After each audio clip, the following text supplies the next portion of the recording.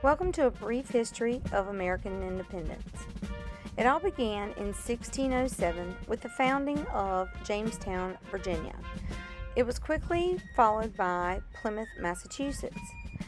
As people began to form more colonies, more and more British came, and the 13 British colonies were founded.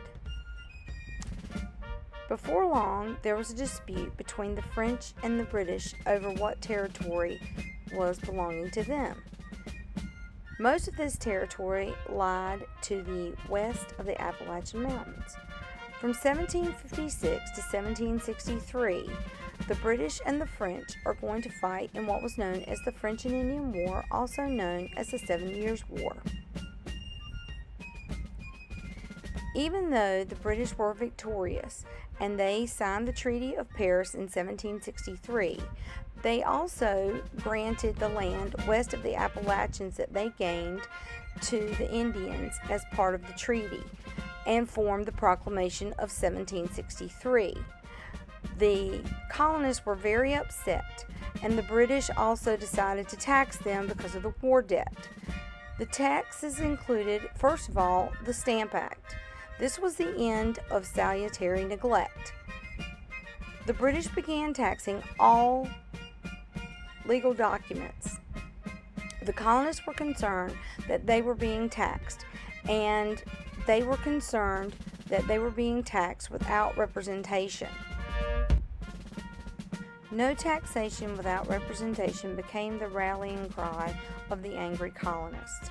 We know that this led to the most famous protest, which was the Boston Tea Party. The value of the tea that was dumped in the Boston Harbor would equal today $1 million. Of course, this did not go without the British retaliating. The British are going to retaliate with intolerable acts and troops stationed and quartered in colonist homes. Many of the colonists began meeting in secret, forming groups such as the Sons of Liberty and the Minutemen. Conflicts will occur, and the first shots were fired at the battles of Lexington and Concord, known as the Shot Heard Round the World, and the American Revolution would begin. There were many turning point battles of the American Revolution, including the Battle of Bunker Hill. The colonists realized that they would need foreign help in order to secure victory.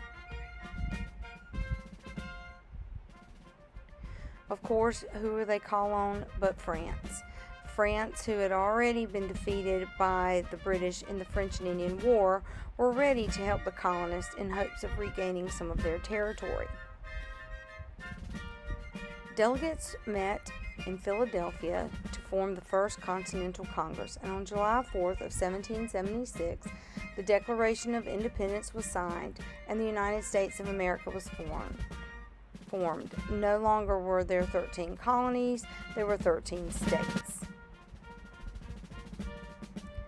Battles continued to reign with British victories. The colonists needed to start winning battles in order to gain the French support. George Washington will cross the Delaware on December 25th and surprise the Hessians and create a victory that would lead to the French joining the war and helping.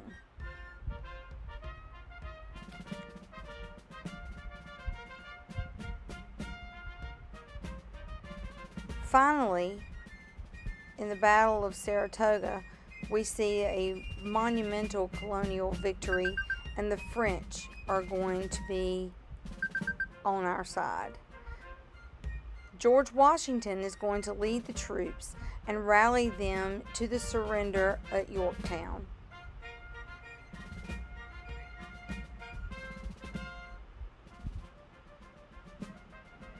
Bottled up by the French fleet and the retreat blocked by Washington's troops, Cornwallis will surrender in 1781. Cornwallis was so embarrassed that he would not surrender and sent his under officer to surrender his sword to George Washington.